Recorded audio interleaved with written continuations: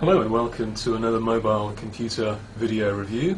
Today we have the Asus EEPC-1000, the next model up from the EEPC-901. It's still technically a netbook, it still has the Intel Atom processor inside, but this time around Asus have increased the form factor yet again. The 1000 is closer in size to the MSI Wind, and I'll show you a comparison between those two in a moment. Now, in the review of the Wind, both on the video and in print, I said that that's just about on the edge of the size I think that qualifies for a netbook. The netbook is this idea of having a small, light, cheap laptop that isn't really used for making content, it's used for viewing it, so email, the internet, online videos, that kind of thing. The idea is, of course, that you have a laptop that's small enough to carry with you without really having to think about it. Now, the original EPC certainly qualified for that, the 701. The 900 and the 901, again, I think qualified, although they're both a little bit heavier.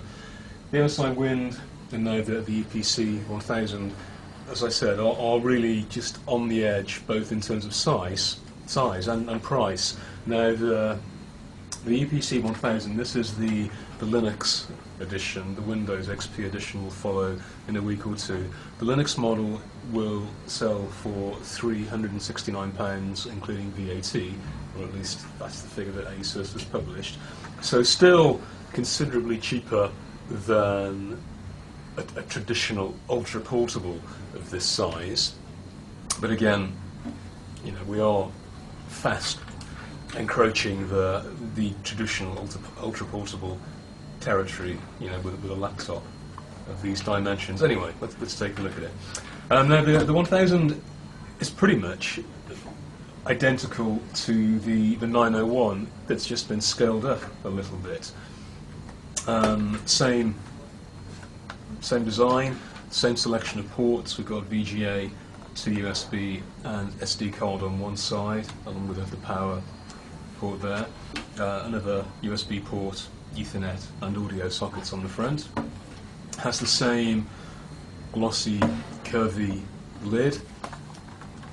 If I open it up, if you're familiar with the EPC 901 from the other video, you'll recognise this immediately. The 1000 has a 10-inch screen compared to the EPC 901's 8.9-inch screen, and that obviously accounts for the larger chassis here.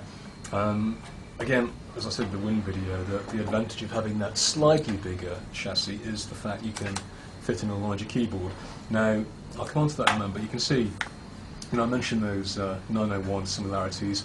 Hinge mechanism is the same, has the same kind of silver buttons on the side, or end pieces on the side. Trackpad looks more or less identical. In fact, if I zoom out a little bit,